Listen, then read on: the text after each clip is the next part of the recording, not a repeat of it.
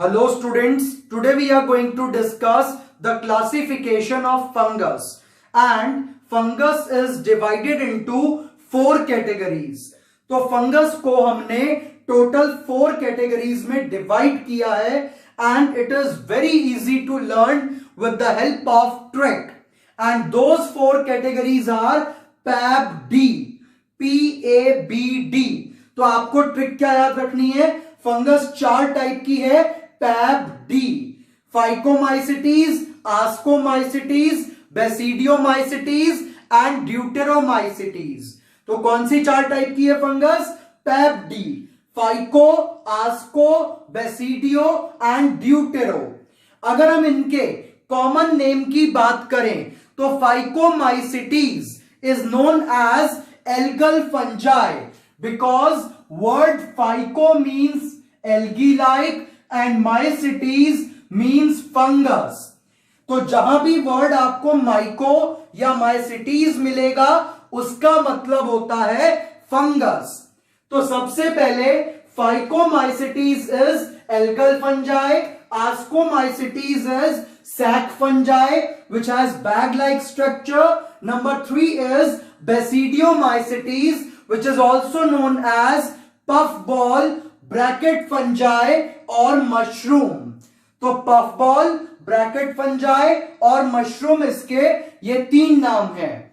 The next is deuteromycetes which is known as imperfect fungus. और यहां से एक बहुत इंपॉर्टेंट क्वेश्चन आता है कि ड्यूटेरोमाइसिटीज को इम्परफेक्ट फंगस क्यों कहा जाता है? Because sexual reproduction is absent in it. तो इसमें सेक्सुअल रिप्रोडक्शन एब्सेंट होता है, इसलिए इसको इम्परफेक्ट फंगस कहा जाता है. तो हमारे पास फंगस कितने टाइप की? 4 टाइप की.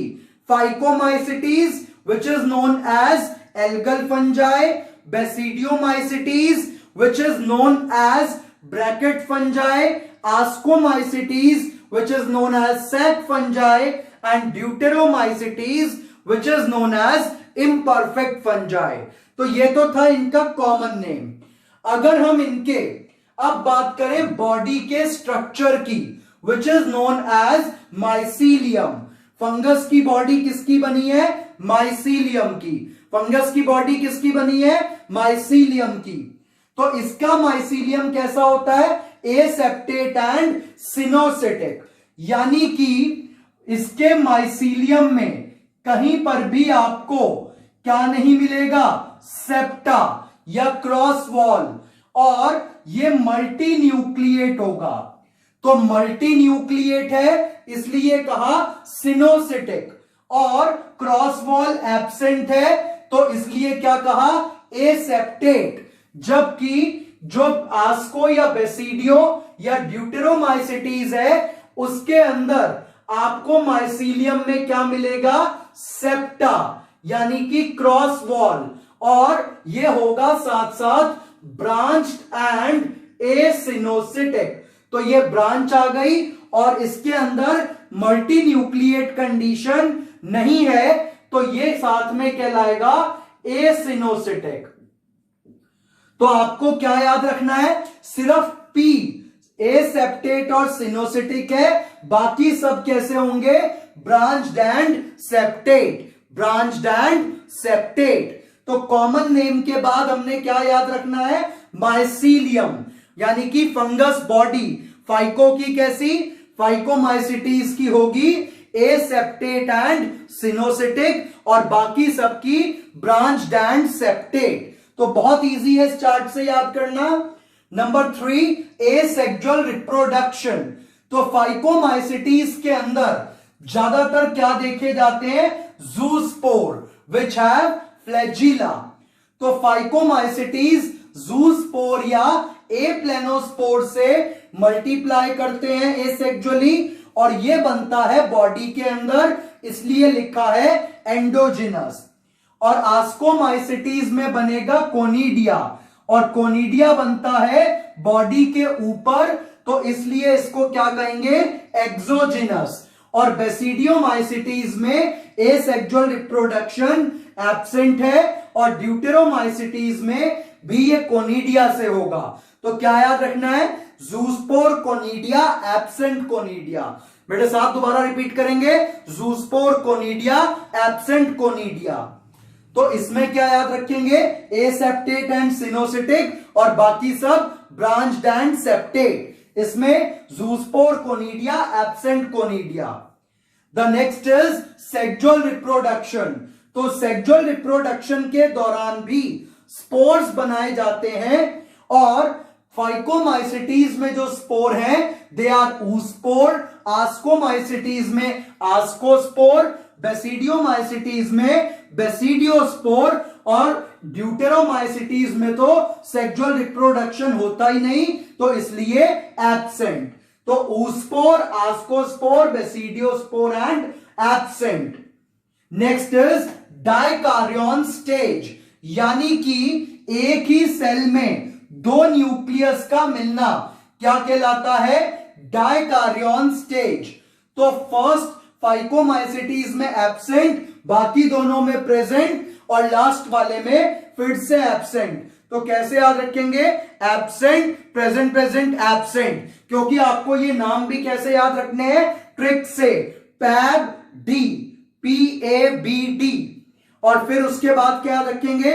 Common name, then mycelium, then asexual reproduction, then sexual reproduction, and then dikaryon stage.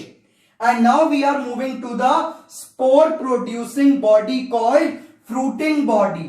तो फाइकोमाइसिटीज में एब्सेंट, आस्को में आस्कोकार्प, बेसिडियो में बेसिडियोकार्प और ड्यूटेरोमाइसिटीज में अगेन एब्सेंट.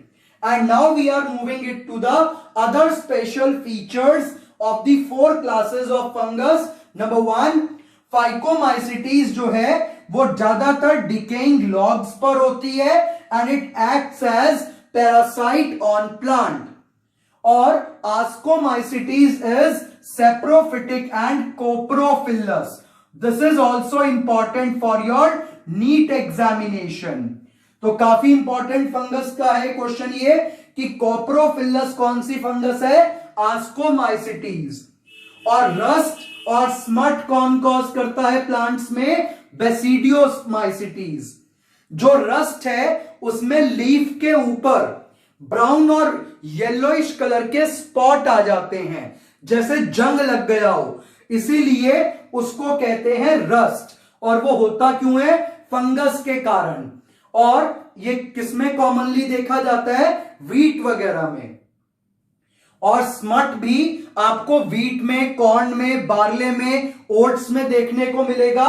स्मट के केस में लीफ के ऊपर और पिछले हिस्से के अंदर आपको ब्लैक कलर का पाउडरी सब्सटेंस मिल सकता है. उसके ऊपर पसल्स मिल सकते हैं ब्लैक कलर के. तो अगर ब्लैक कलर के स्पॉट और पाउडरी मिल रहा है तो दैट इज स्मट. और अगर उसके ऊपर ब्राउनिश, येलोइश या ऑरेंजिश स्पॉट्स मिल रहे हैं लीफ पर, like the colour of rust, तो उसको कहते हैं रस्ट. और रस्ट कॉज करता है पक्सीनिया और स्मट कॉज करता है Ustilago. And it is most important for your school exam and NEET exam. तो इसको जरूर याद करके जाएंगे, रस्ट एंड स्मट को. और उसके बाद ड्यूटेरोमाइसिटीज भी पैरासिटिक है, क्योंकि पैरासिटिक तो सबका फंगस का कॉमन पॉइंट है. एंड फिर इनके हमें एग्जाम्पल्स याद रखने हैं. सबसे ज्यादा जो एग्जाम्पल पूछे जाते हैं वही दिए हैं. Rhizopus is called bread mould, जो ब्रेड के ऊपर जो है एक्ट करता है. Albugo is acting on mustard. ये सभी एग्जाम्पल नीट के लिए मोस्ट इंपॉर्टेंट हैं. And the next example is mucor, and these examples are given in your NCERT. अब एक नंबर का एक क्वेश्चन आता है कि जेनेटिक स्टडी में सबसे ज्यादा कौन सी फंगस यूज होती है? तो answer will be Neurospora. It is used in genetic research. उसके बाद अगर आपको पूछे कि एडिबल फंगस का नाम बताओ, तो एडिबल फंगस आ जाएगी मॉरल्स एंड ट्रफल्स. उसके बाद हमारे से अगर ये क्वेश्चन पूछा जाए कि फर्स्ट एंटीबायोटिक किससे निकला था, तो पेनिसिलियम फंगस से। तो आपको इन फंगस के नेम याद रखने हैं। और ईस्ट किस काम आता है, बेकरी प्रोडक्ट्स बनाने के काम आता है और साथ साथ वाइन बनाने के काम आता है।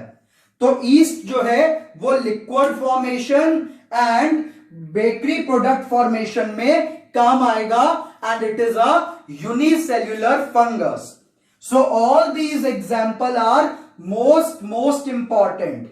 और अगर हम इसका एक बार क्विक रिवीजन करें तो एडिबल फंगस के लिए आपको क्वेश्चन आएगा morels and truffle. Genetic research के लिए न्यूरोस्पोरा। फर्स्ट एंटीबायोटिक किससे निकला था, तो पेनिसिलियम नोटेटम। तो first antibiotic is from Penicillium notatum.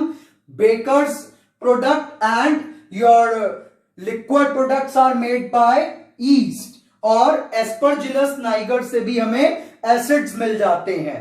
तो एसिड प्रोडक्शन के अंदर Aspergillus niger. So you have to remember these examples. और अगर अब एक बार इसका क्विक रिवीजन देखें तो सबसे पहले क्या याद रखेंगे, कॉमन नेम। तो algal fungi, sect fungi, bracket fungi and imperfect fungi.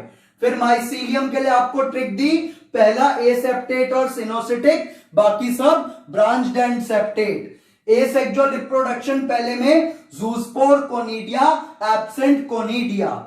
Sexual reproduction oospore, ascospore, basidiospore, absent. Dikaryon stage absent, present absent, fruiting body absent, ascocarp, basidiocarp absent. और फिर अदर फीचर और एग्जाम्पल्स आर मोस्ट इंपॉर्टेंट। और आप इस पूरे chart को अगर याद करते हैं तो आपने कितने पॉइंट्स याद कर लिए, 1 2 3 4 5 6 7 8। तो 8 पॉइंट्स आपको 4 टाइप की फंगस के एक ही चार्ट से याद हो जाएंगे बहुत इजीली। और आप इसको स्कूल में भी करके आ पाएंगे या अगर आप कोई अदर एग्जाम दे रहे हैं तो उसमें भी कर पाएंगे। और यही चार्ट आपका नीट का पर्पस भी बहुत इजीली फुलफिल कर रहा है। Thank you.